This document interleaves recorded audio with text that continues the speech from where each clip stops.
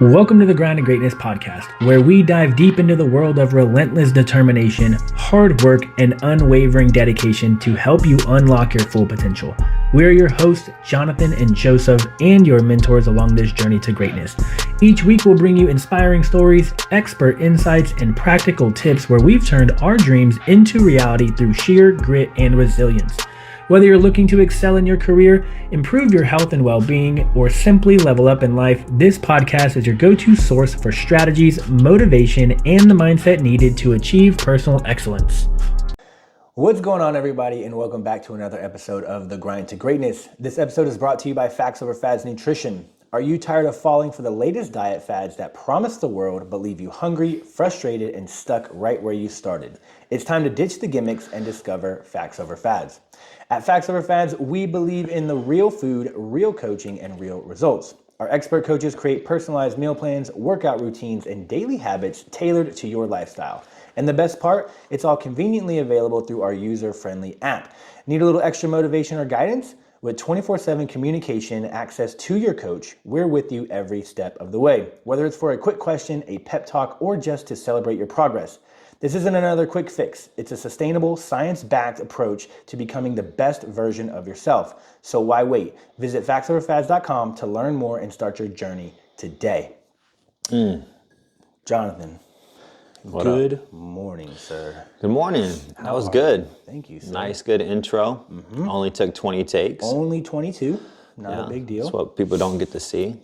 Yeah. All the mess ups. It's real. It's the raw. fumbles. Man, we've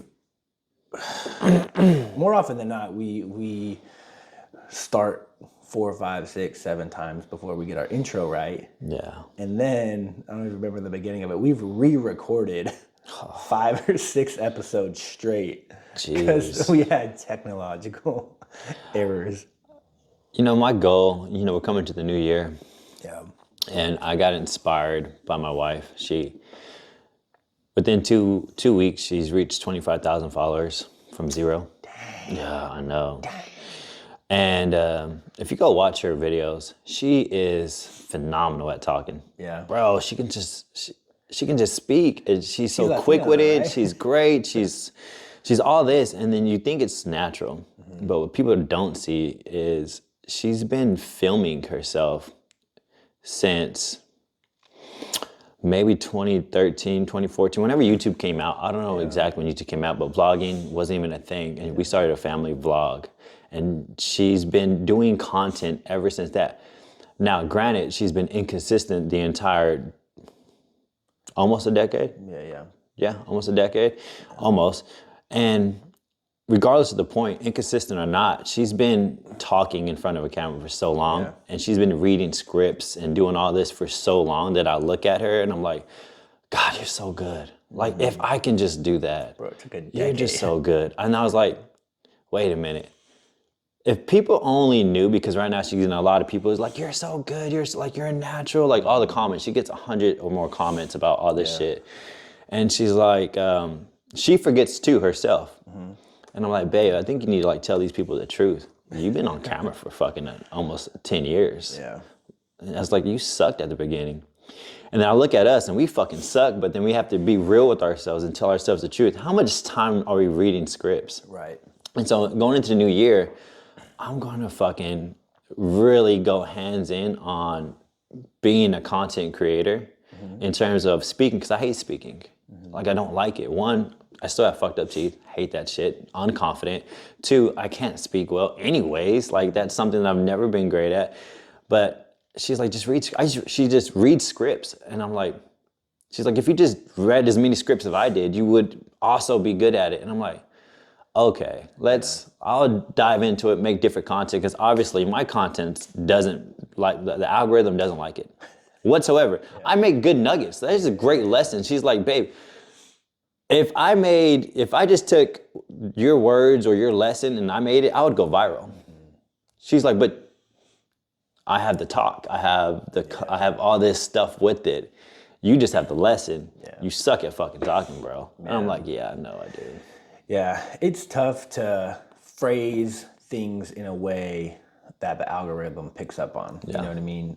Not to include, like, if you have your words like It helps when you put the words on the video. You know what I mean? It also helps what your script is. It also helps what your hashtags are. It also helps what time of day you post it. The first 4 seconds, the first 4 words that come out your mouth, that's where she kills it. And that's where, like, you know, we're in the coaching space, and it does bother me, but I get it, right? And I don't know when or if I'll ever be able to jump on board with that, but like where it's like, broccoli's making you fat. And it's like, it's just something to get people's attention. It's so uncomfortable. Yeah. And I'm like, off the wall shit. And I'm like, I'm a mental performance coach. Do I really need to be doing these jumping out the window and then coming up? It's what the it's the game. Yeah. It's like, fucking play the game or get the fuck out. Yeah. Right? The game is the game. The game's the game. And don't cry that you have 1,000 followers and your wife has 20. She's doing this crazy shit. She's playing these are the rules to the game and she's playing them. Yeah. I am not playing those games. Yeah. And I'm just crying that I have no views, no comments, no likes. And in terms of online business, that's all online. Like, being in online space or just being in business in general, if you're not making content, you're not in business. Like, it's because you're advertising constantly. Yeah, and you have to create content that people like. Yeah. You know, like the content that you like versus the content that people like, probably two totally different things. Yeah. And, you know, this is where like a lot of accounts become successful by just sharing other people's content. They don't even create their own. They just share other stuff. Because their shit works. Yeah. And they're like, well, that works, so I'm just going to post it on mine. And then boom, this is why you have like all of these accounts having the same content, and they all have hundreds of thousands, millions of followers. And that's like a mental barrier because it works. It's a formula that works. And even just content creators or even coaches in the online space, they all make the exact same content. Yeah. Like almost word for word. Yeah. And you'll see them jump out this car, and then you'll see the other coach also jump out. Like, it's the same exact thing, just two different people. And your mindset, we're so kind of closed-minded a little bit. No one's ever open-minded 100%, right? You all have limited beliefs. And the limited belief is, I don't want to copy them. Yeah.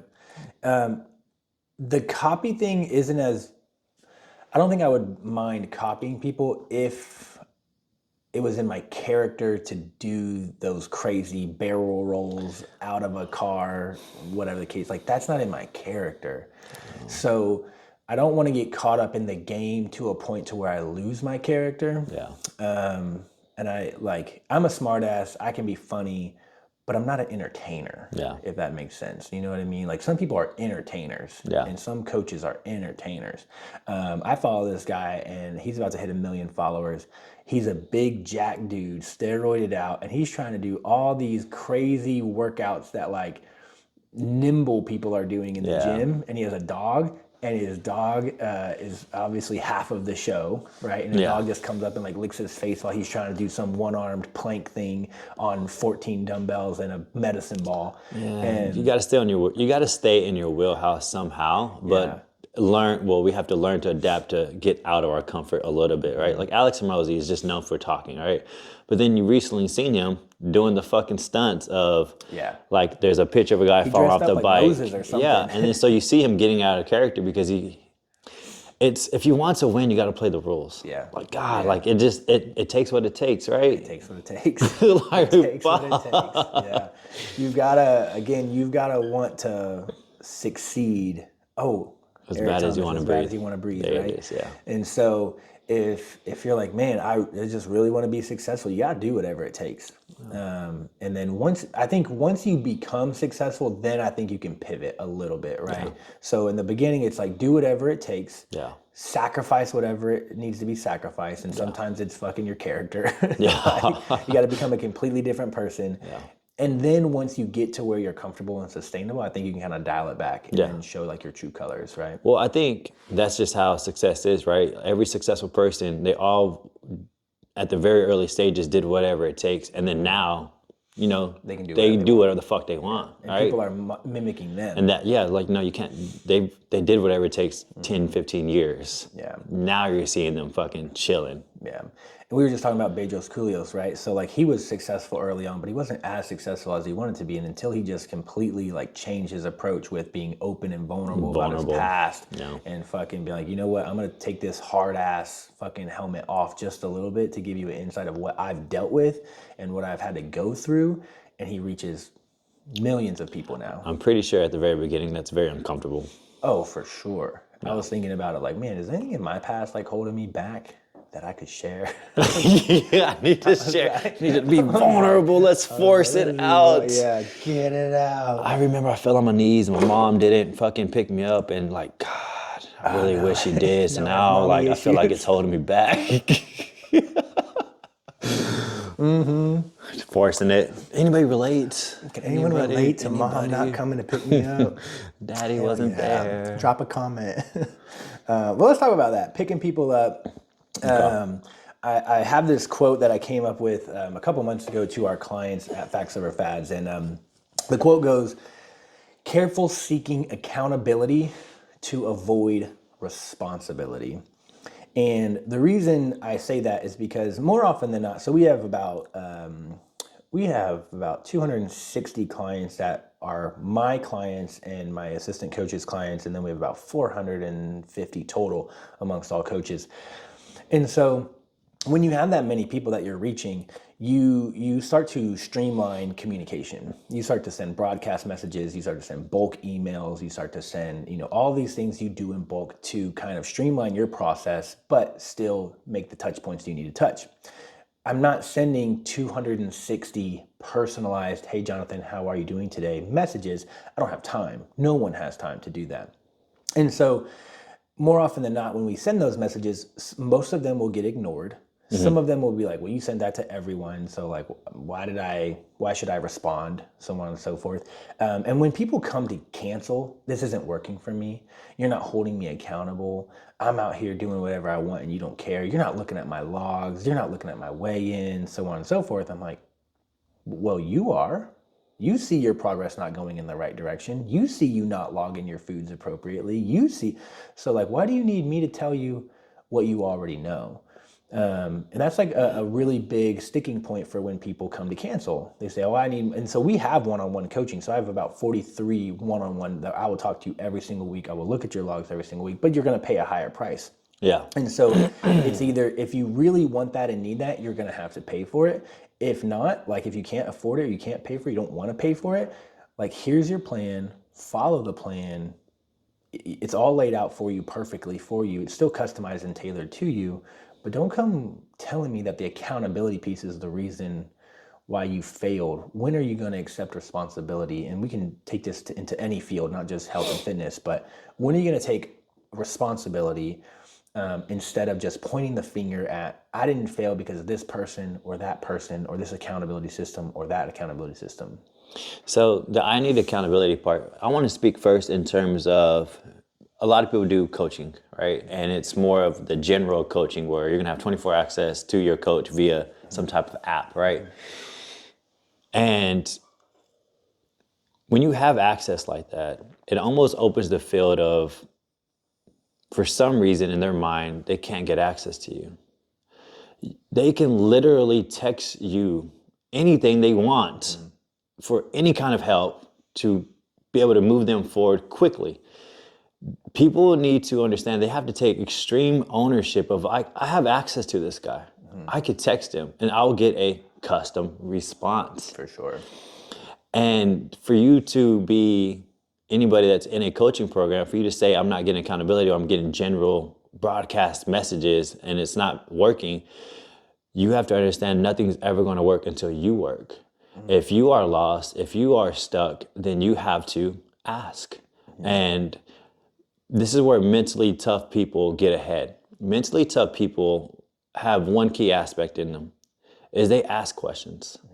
It's like one of the traits of a mentally tough person I can identify 100% because they're not afraid to look dumb. But you know what looks more dumb? You not knowing and then you failing because you of not knowing because you failed to ask questions. Nobody can read your mind of what's going on. And if you have that access, the 24/7 access to your coach, it is literally that. Yeah. We're going to get back to you. Yeah. But it's on you to reach out. 100%. It comes back to Bedros Koulias. Like, you have to be vulnerable. You have to be ready to open up. I'm failing. I'm struggling with this. I have this problem. I need help. But oftentimes people won't do that. They'll just wait and they just expect you to know that they're struggling. It's like, I don't know. I can't read your mind. It's an online program. I can't even see you. Yeah. You know what I mean? I'm not interacting with you every single day. I can't tell if something's off. Man, Jonathan looked a certain type of way. He talked a certain type of way, so on and so forth. I'll give you a prime example. Last night I was eating with my buddy and his kids, and this client comes onto my Facebook and is just like talking about things that were, one, a lie, and two, had nothing to do with her at all. And it like completely changed, because I was reading it while he was talking to me, and we were just goofing off, right? And I was reading it while he was talking to me, and he immediately was like, "What's wrong?" And I was like, "Huh?" I was like, "What? No, keep going." He's like, No, you just read something that fucked you up." Like, I was like, "Bro, look at this comment."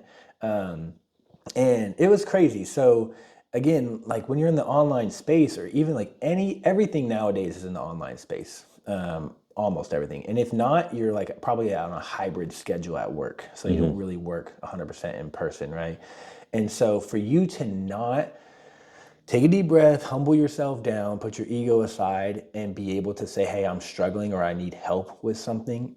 And then when you don't do that and you fail and you blame the person for not holding you accountable, like, you're an adult. That shit eats me up.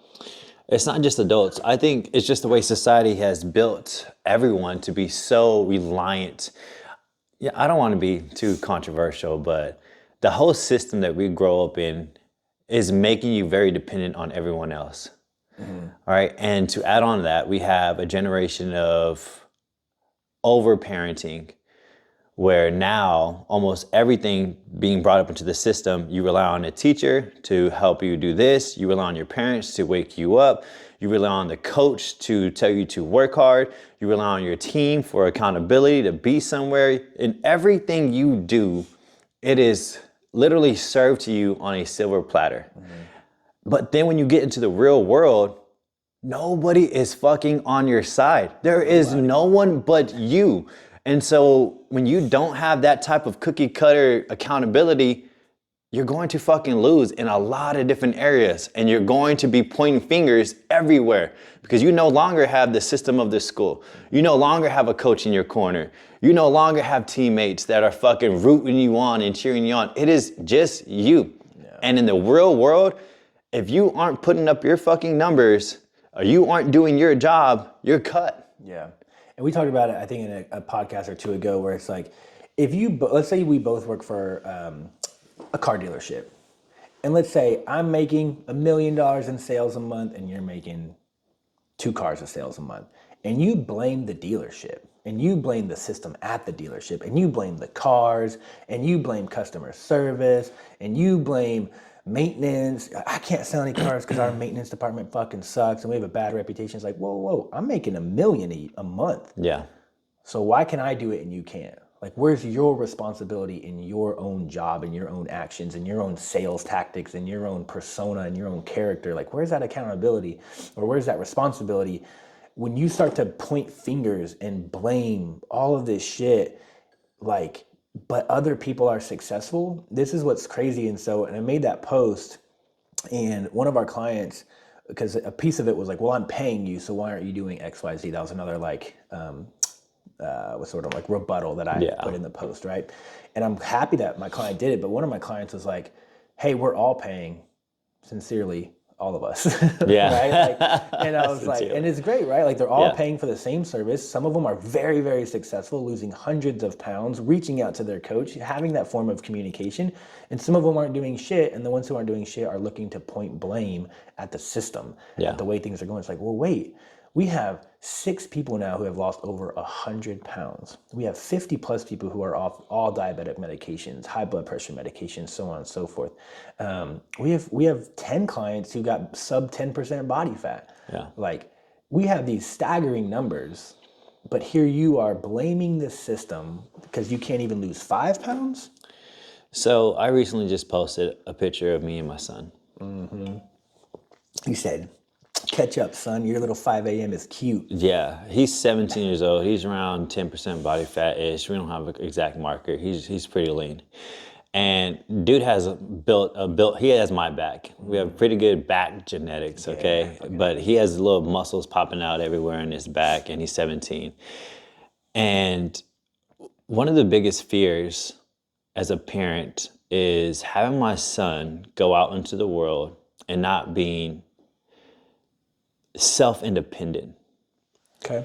All right. Now that means not relying on anybody to save you. All right. So my job is to be able to give him that onboarding system of, hey, let's teach you how to cook right now. Hey, let's teach you how to wake up early right now by yourself. Hey, let's teach you how to do all these things. Let's teach you how to work out. What are all the pain points in people's lives? People can't wake up. People can't control what they put in their mouth. People can't find the time to do anything extra. People don't work out. People have goals, don't know how to execute. People don't know really just one key concept is how to solve their own problems. And I was like, all right, let me teach my son this, how to solve just problems. So I teach him the onboarding system. I'm there as guidance. I'm his coach, right? I'm there as guidance. But then I back the fuck off. I back off and I let him run himself to failure where he's not making progress. He's not seeing anything because I'm not there holding his hand no more. And then good.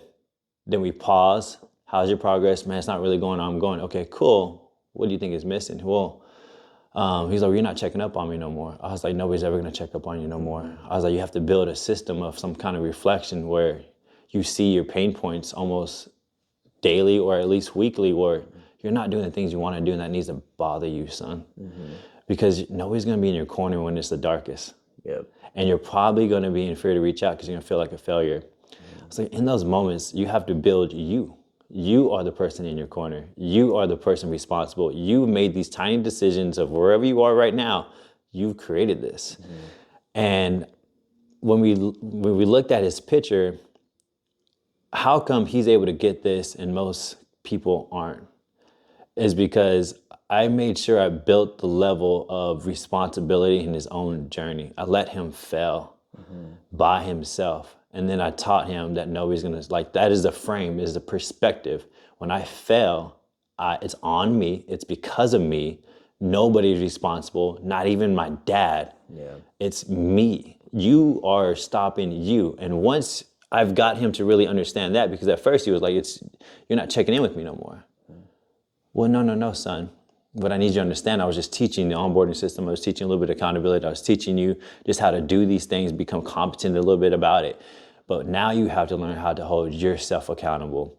And I think what we're missing in today's society is everything, like I told you, is built from teams, from accountability.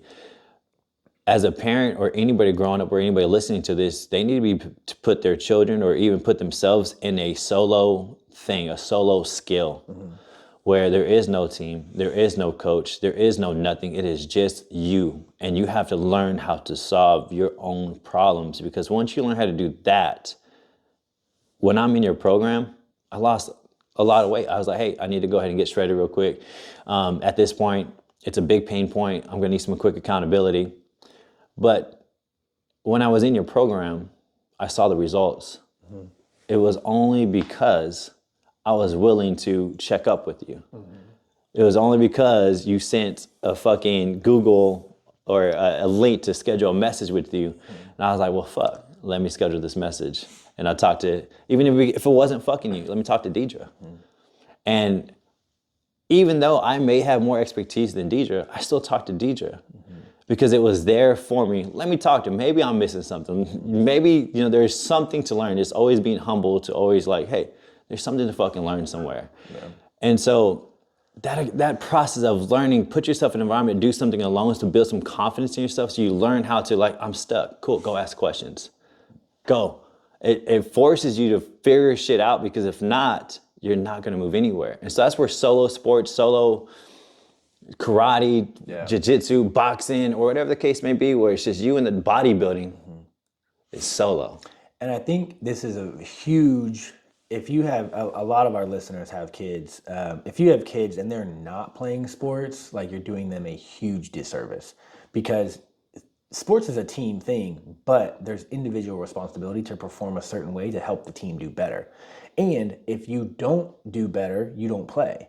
And so it's a really quick instant feedback of, am I doing my part? Yes or no, right? And going back to my childhood, there's two things I think that really played a role when I was really young. One was my dad gave us the freedom to fail and to make the right decision.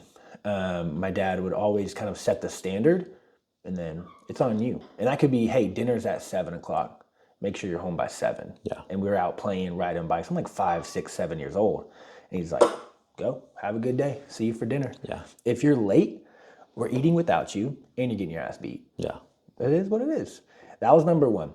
Number two was my fucking sister. She was older than me. And sometimes I would ask her for help. Sometimes I'd be like, hey, can you do this for me? And she would say yes. And then she wouldn't do it. Ooh. And then my dad would come and be like, Jojo, why didn't this get done? And I'd be like, well, I asked Jamie. Jamie said she was gonna, and he's like, I didn't ask Jamie, I asked you. Yeah. It's not Jamie's responsibility. It's your responsibility. Now, if you asked her to do it and she said yes and you didn't do it, you go take it up with your sister, but I'm taking it up with you. Yeah. And so you're in trouble.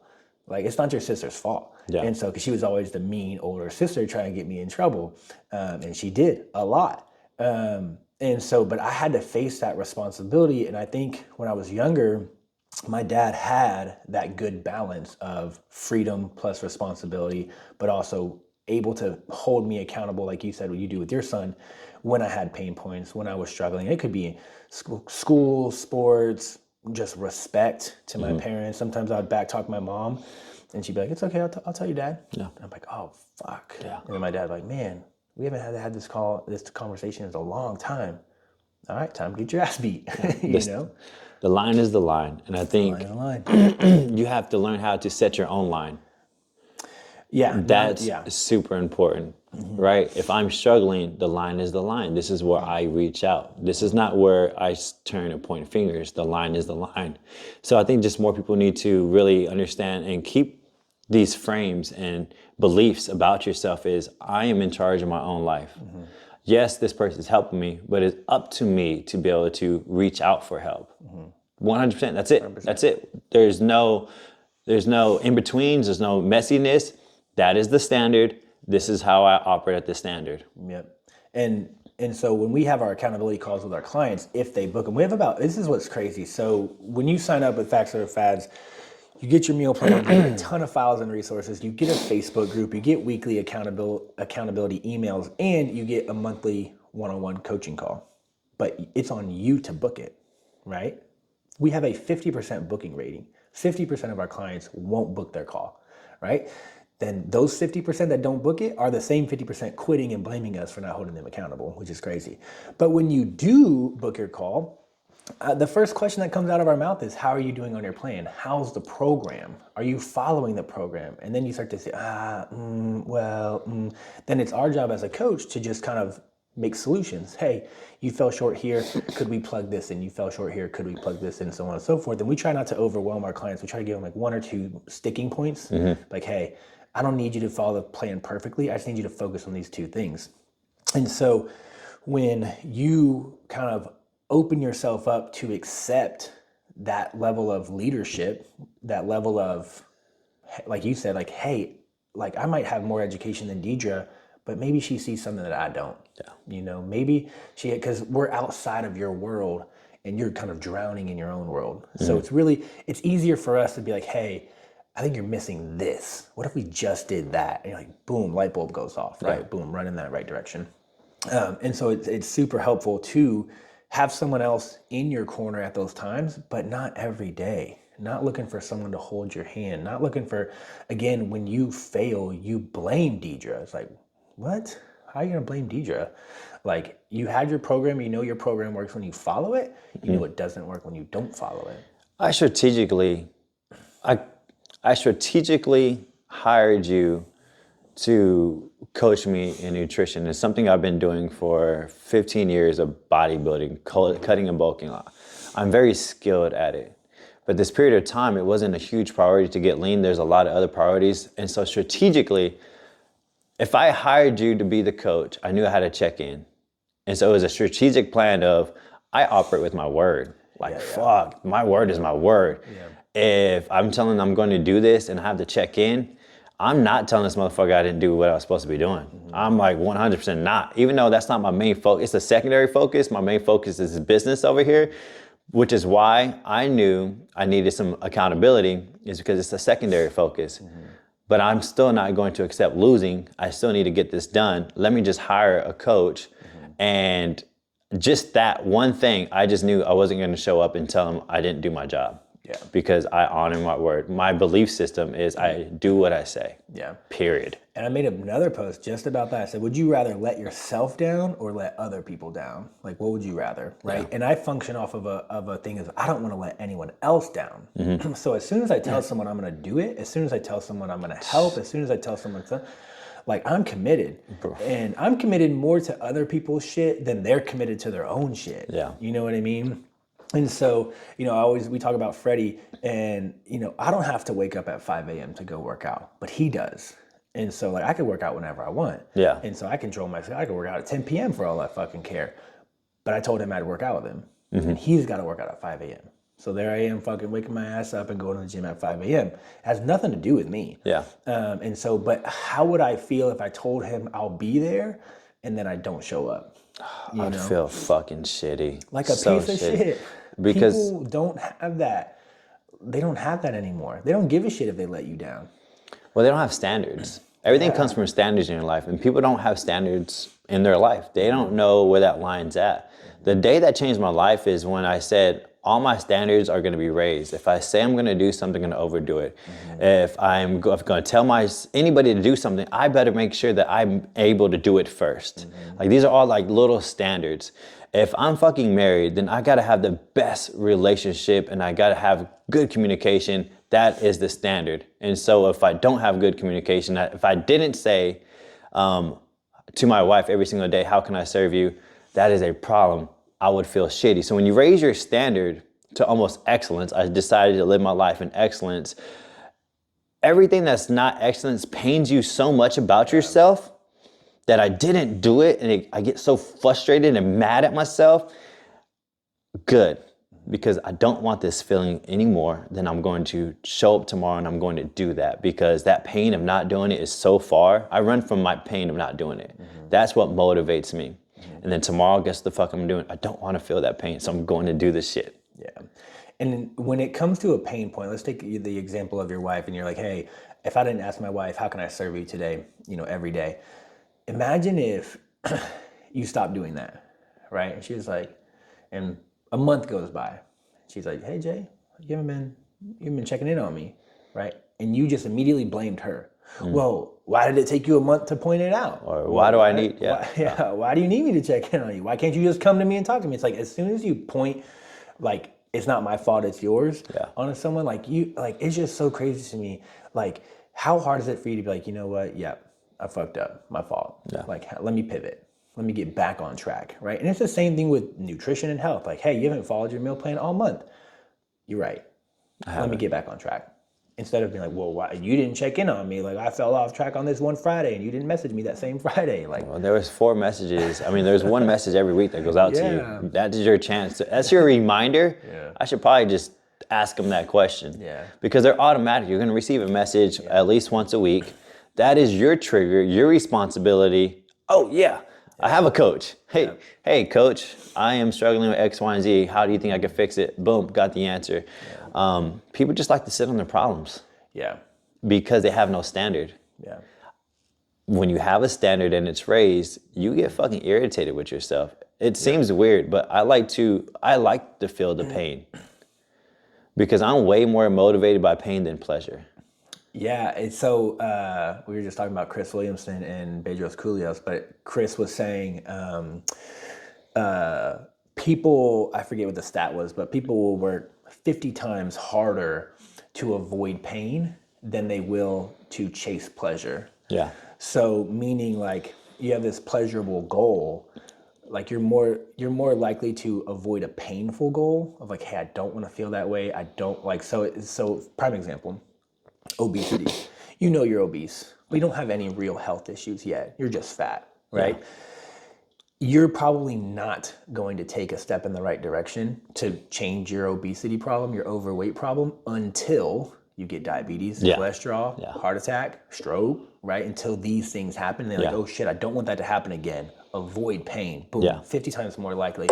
And so when the pain point, and that's a severe kind of example, but when the pain point is just you're a shitty fucking person, or you feel shitty, dude, it literally gives me so much pleasure for people to reach out to me and say, hey, you're an asshole, but I know that I can trust every word that comes out of your mouth. Yeah. Like that brings me so much joy. And I'm like, you know what? I might be an asshole, but at least I'm honest. I will always have your best interest in mind.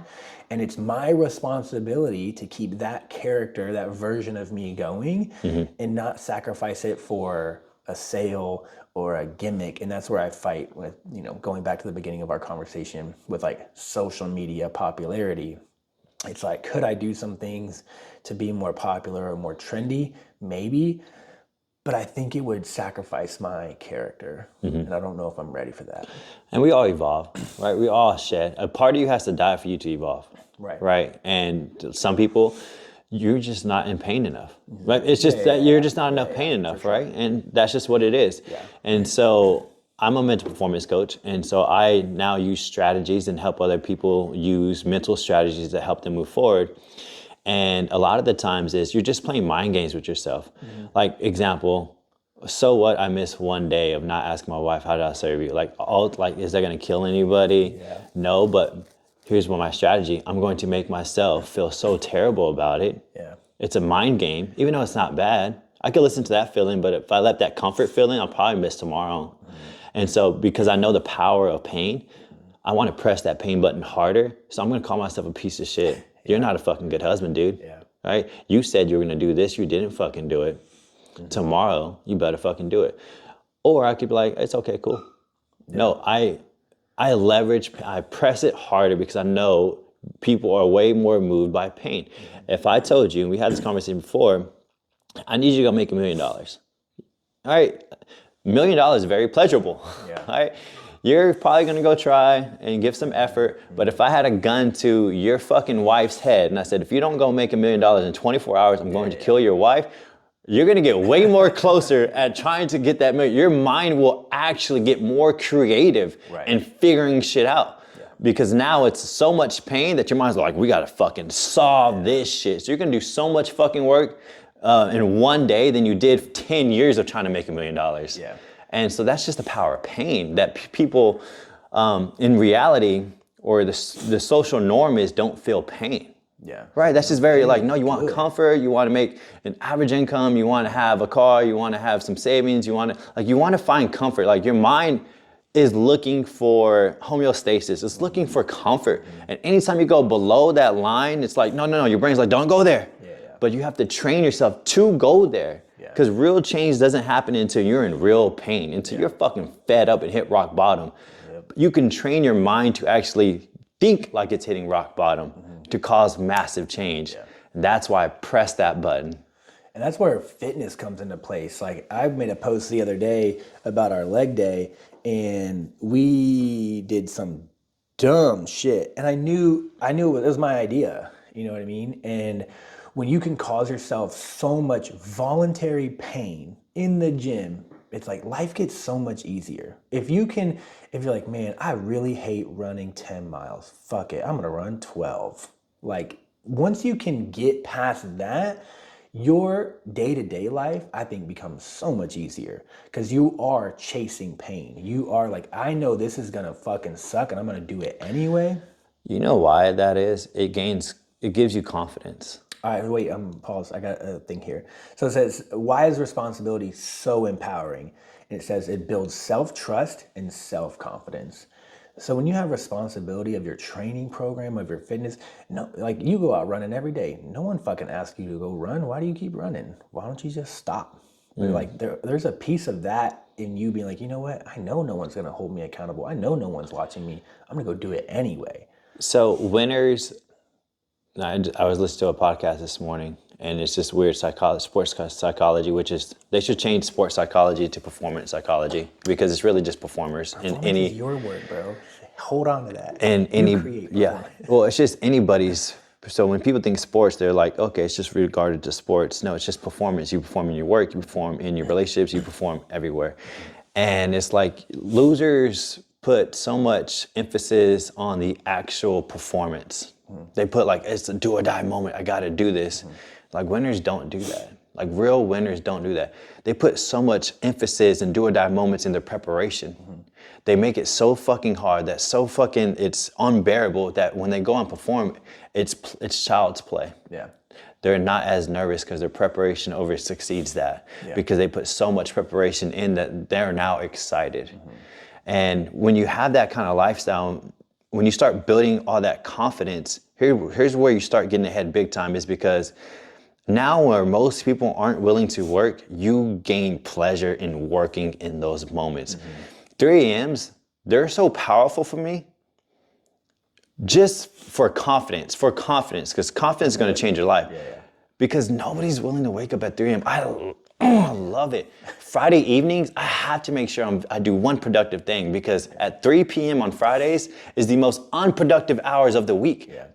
I want to do something in there to help me move my life forward. The fucking weekends, I'm waking up at 4 or 5 in the morning and I'm going to go fucking execute like 3 to 4, 5, 6 hours of productive work because I know you can smell the separation. I get fucking, like I was having a talk to my athletes.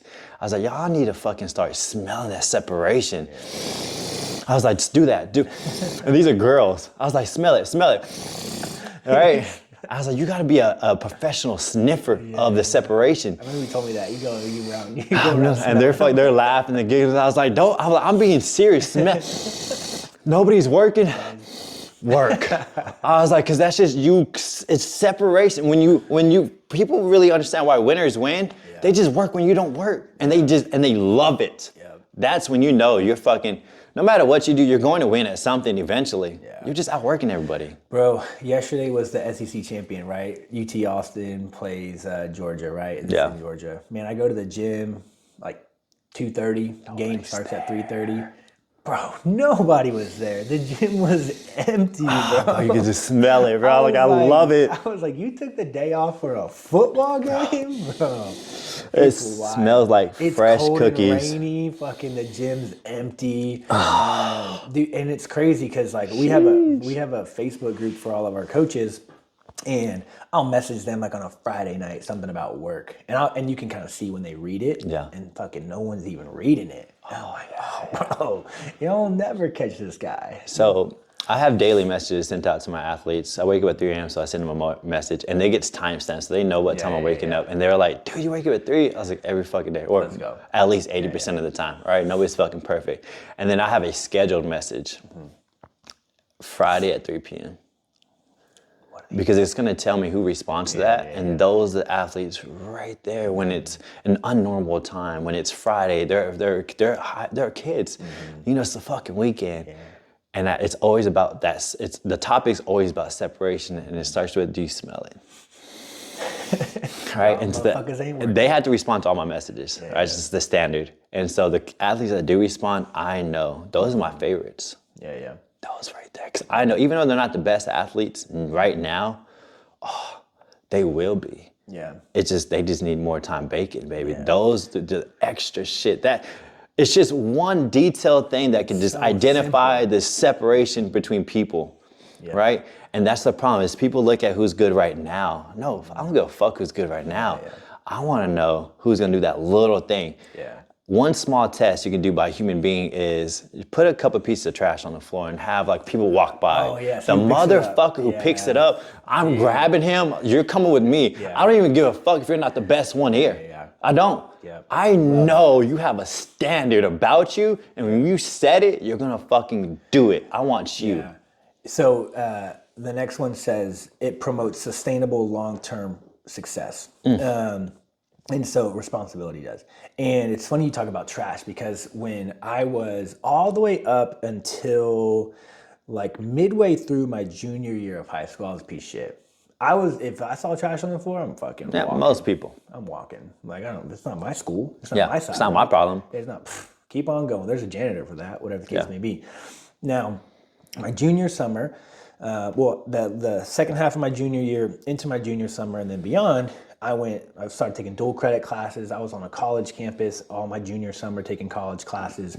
I started to really excel like in weightlifting, and I was like working out every day. I was making better grades. I was excelling the last quarter of my high school career.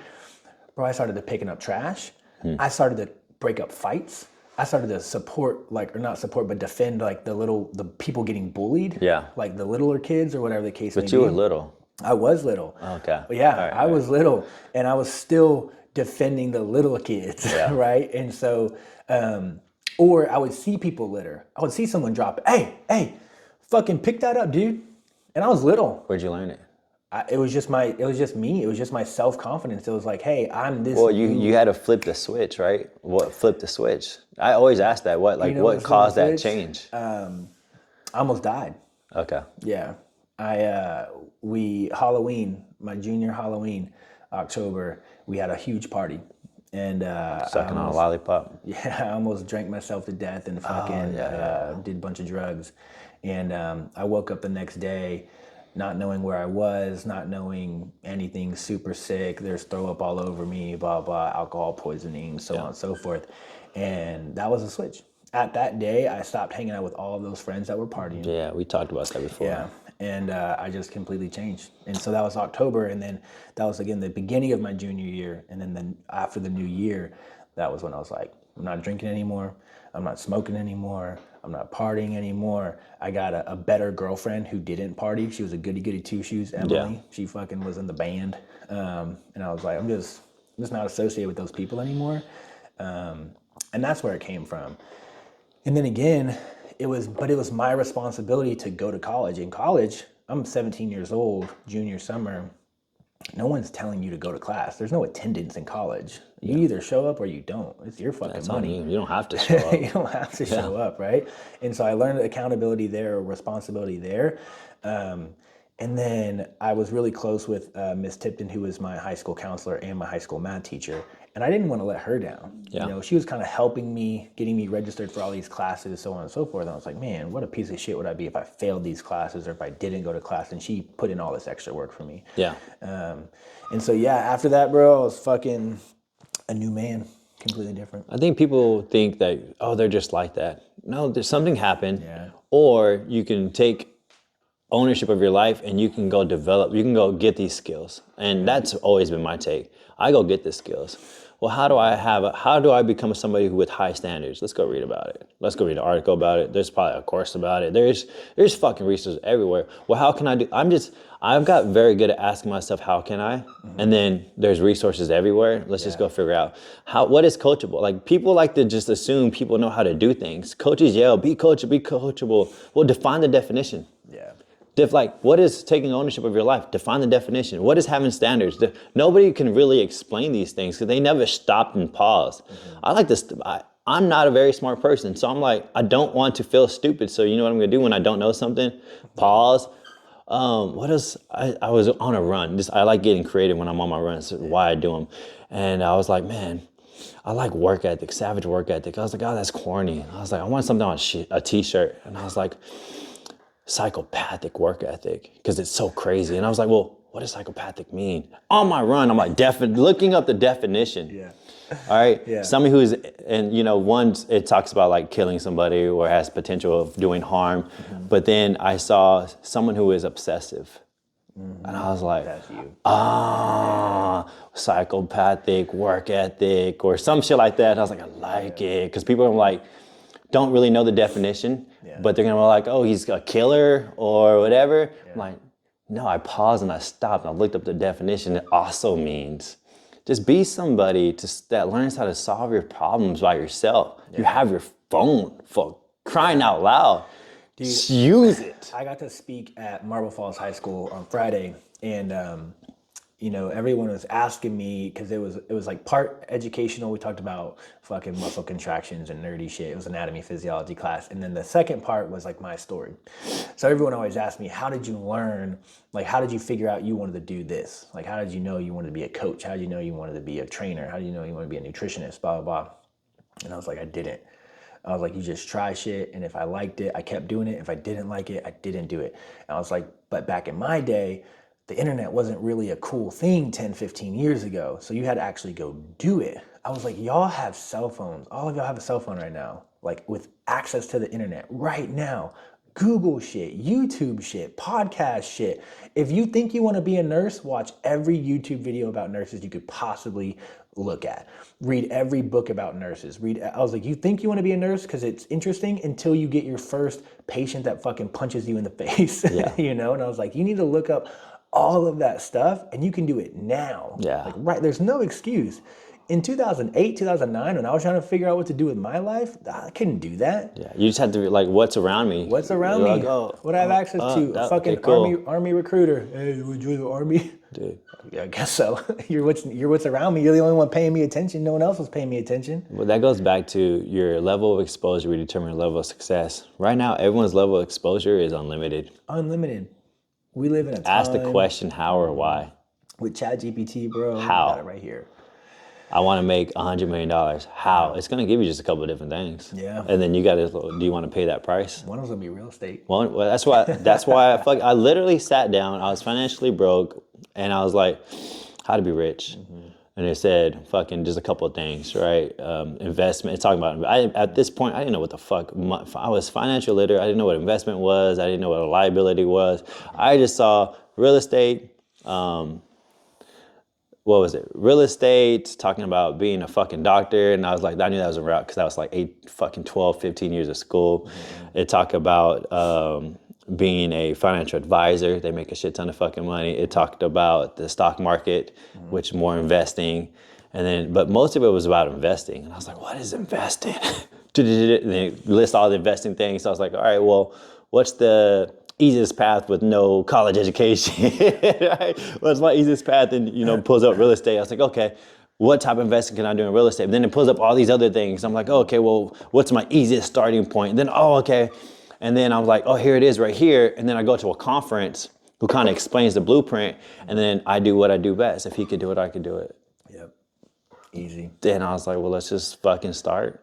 3 a.m., start studying. And you got to be, it's your responsibility, right? And so we've talked about my buddy, Joseph Griffin, the tax deed wolf. Shout out, search him on Google. Yeah. Millions of followers, like millions of dollars. He fucking had an episode with Grant Cardone, the real estate fucking god. Yeah. Right? Bro, I went to fucking AIT. We were both medics. Fucking hung out with that dude for 3-4 months in the military. And he was a nurse in the military. And one day he just woke up and was like, let me look at real estate. Let me try. I got free time. Yeah. I got stable income because he was in the military. And now I look at him, and we talked about it before, but one of the biggest things that he took responsibility to control a situation that involved police officers. When it was the whole Black Lives Matter thing was huge, right? He got racially profiled. There was a burglary that said a black male in a white t-shirt, and he was running. He was on a run. And he's a black guy in a white t-shirt, just running, getting his workout in. Yeah. Fucking 4 cop cars. Damn. Just fucking stopped him. And the cops were also really, really cool. But this went viral. He recorded it. The cops' footage recorded it. So he was on the news. He did like 4 or 5 big interviews with like Fox, CNN, so on and so forth. Yeah. Bro, I was scrolling on TikTok 2 days ago and I still saw the clip come up and I was like, this shit's old. Yeah. Like this is 3-4 years old and it's still going viral. And I've paid him. I paid him $3,000 for a real estate course and I did nothing with it. Yeah. I was like, bro, I need to get into this bullshit. Yeah. And he was like, all right, man, I got you. And he gave me a discount. And he was like, here's my number. If you need me, just reach out to me. But he didn't check in on me and I didn't expect him to. Right? And so I look at that and I'm like, man, it was my responsibility to learn the course. It was my responsibility to show up to these, because he does calls. He does group calls. here's the link. He's emailing me. We got a Telegram group. He's like, oh, be on this call 6 p.m. We're going to talk about blah, blah. Did I do it? No. Did I do the course? No. Did I reach out to him? No. And so then I see him and I'm like, bro's with Grant Cardone? Yeah. Bro's got matching Corvettes, C8 Corvettes for him and his wife? Yeah. What? Bro's fucking creating accounts for his daughter? Yeah. And she's 4? I'm like, his daughter's already a millionaire and she's 4 years old? Yeah. What? My fault. It's my fault. Yeah, it is your I can't fault. blame him. Bro, wow. So let's wrap it up. Closing thought says, accountability is a great tool, but responsibility is the foundation of true growth. When you stop searching for someone to hold your hand, you discover the power you've had all along. Is that why you stopped holding my hand? Bro, you're powerful beyond belief. Our greatest fear is not that we're Oh inadequate. my God, don't do that quote. Our That's the greatest fear. corniest quote in the fucking world. Don't do it, dude. Hey, Bro, that's a don't great work to quote. keep up, work to separate. Peace.